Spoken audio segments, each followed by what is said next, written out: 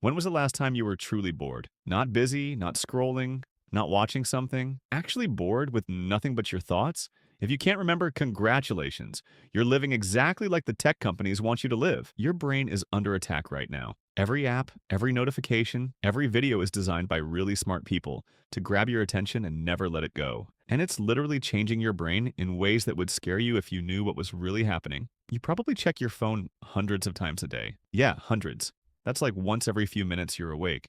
You get tons of emails, see thousands of ads, and consume more information in one day than your great-grandparents did in their entire lives. But here's the problem. Your brain is still the same brain your cave-dwelling ancestors had. Back then, the most exciting thing that happened was maybe spotting a dangerous animal. Now, you're carrying around a computer more powerful than what sent people to the moon. And it's constantly feeding your Stone Age brain little hits of pleasure that make it think everything is urgent and important. This isn't making life better. This is like giving a toddler espresso and wondering why they can't sit still. Scientists did an experiment that should have been front-page news everywhere. They put people in a room alone with their thoughts for just 15 minutes. No phone, no book, no music, just them and their own mind. But they gave them one option. They could press a button and shock themselves with electricity. Guess what happened? Most of the guys and a bunch of the women chose to literally hurt themselves rather than sit quietly and think for 15 minutes. They preferred physical pain over being alone with their own thoughts. If that doesn't wake you up, I don't know what will. We've created a world where people would rather get electrocuted than spend a few minutes in their own head. That's not normal. That's terrifying. Your ancestors lived in a world where everything was scarce: food, information, entertainment. So your brain learned to grab and save these things whenever it found them. When they found something sweet, they ate all of it because who knew when they'd find more? When they got important news, their brain treated it like life or death information. Today, you live in a world where everything is everywhere all the time.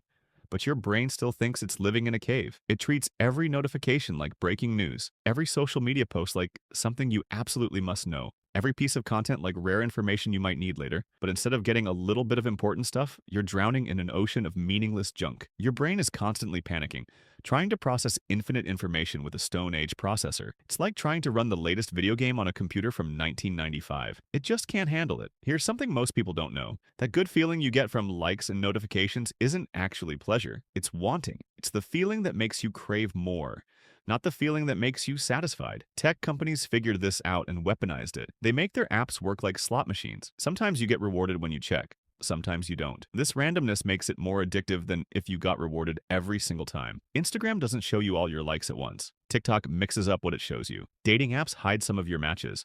They're literally programming you to keep coming back, just like casinos program people to keep gambling. You think you're choosing to check your phone. You're not. You're being trained like a pet and you don't even realize it. Your ability to focus has become something that gets bought and sold. Every free app makes money by selling your attention to advertisers. You're not the customer buying the product. You are the product being sold. Our attention spans are getting shorter every year. We went from being able to focus for about 12 seconds to only 8 seconds. And that's literally shorter than a goldfish. But this isn't just about not being able to concentrate. It's about losing your ability to think deeply, be creative, solve real problems, connect with people, and actually be present in your own life. When you're constantly jumping between tasks, your brain never gets to enter that zone where your best thinking happens. You know, those moments when time flies by and you feel totally absorbed in something. But those moments need sustained attention. And that's becoming extinct. We're creating humans who can't focus on anything for more than a few seconds. What kind of problems will they solve? What kind of relationships will they have? What kind of life is that? Here's something that'll blow your mind. Being bored isn't bad for you. It's actually when your brain does its best work. When you're not feeding your brain constant entertainment, it starts connecting random ideas together. That's when you have your best thoughts and biggest breakthroughs. The guy who wrote Hamilton got the idea while reading a book on vacation, during a boring moment. The woman who created Harry Potter thought of it during a delayed train ride with nothing to do. Steve Jobs said his best ideas came during boring walks. But when do you ever let yourself be bored anymore? Walking? You listen to podcasts? Waiting somewhere? You scroll social media? Lying in bed? You watch videos? You've eliminated every chance for your brain to wander and come up with something amazing. Being bored isn't a problem that needs fixing. It's like a superpower you've forgotten how to use. Your brain is constantly changing based on what you do repeatedly. Every time you feel slightly uncomfortable and immediately grab your phone, you're teaching your brain that discomfort means get stimulation now. Every time you have a free moment and fill it with entertainment, you're making it harder to handle quiet moments. Every time you do multiple things at once, you're training your brain to be scattered and shallow. You're literally reshaping how your brain works with every choice you make. The scary part? This gets worse over time. The more stimulation you need, the more you need. The less you can handle being bored, the less you can handle it. You're not just forming bad habits, you're rewiring your entire relationship with your own mind. But here's the good news. Your brain can change back. Just like you trained it to need constant entertainment, you can train it to be comfortable with stillness again. Step 1. Create phone-free zones. Start with your bedroom. No screens for the first hour when you wake up and the last hour before bed. Your brain needs time to wake up and wind down without immediately getting blasted with information. Step 2. Practice tiny moments of boredom. Instead of automatically reaching for your phone when you have nothing to do, just sit with that uncomfortable feeling for 30 seconds. Wait in line without entertainment. Eat without watching something. Take a shower without music. These little moments let your brain take a breath. Step 3. Take digital breaks. Pick one day a week where you barely use your devices. No social media, minimal phone checking, no binge watching. You don't have to become a hermit. Just remember what it feels like to be human instead of a content-consuming machine. Instead of consuming a million shallow things, engage with a few deep things. Instead of skimming 20 articles, read one really good book chapter. Instead of half listening to 5 different podcasts, really listen to one and think about what you learned. Your brain loves new stuff, but what it really needs is depth. Every time you resist the urge for something new and instead go deeper with something you already have, you're strengthening your focus like a muscle. You're rebuilding your ability to actually concentrate. Start simple. Only have one browser tab open at a time. Then try doing only one thing at a time with your full attention. This sounds ridiculously easy, but in our crazy connected world, it's actually revolutionary. We're social creatures, but constant digital stimulation is making us less social, not more. When you're hanging out with friends, but everyone's on their phones, you're together, but not really together. When you're talking to someone, but thinking about your next social media post, your body is there, but your mind isn't. Try having real conversations where phones are put away and you're actually present. Notice how much better these conversations become when nobody's distracted. Here's a simple trick. When someone finishes talking, wait 3 seconds before responding. This forces you to actually hear what they said instead of just waiting for your turn to speak. This one change will completely transform your relationships because it shows people they're worth your full attention. When you stop consuming content all the time, something amazing happens.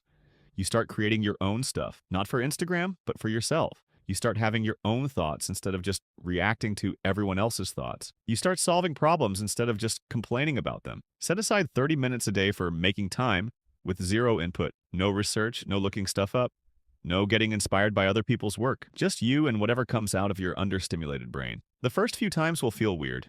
That weirdness is your creativity waking up from a long nap. Most people think they're not creative because they've never given their creativity room to breathe. Creativity needs mental space, and we've filled every inch of our mental space with other people's stuff. The goal isn't to throw your phone in the trash, it's to become aware of your relationship with stimulation.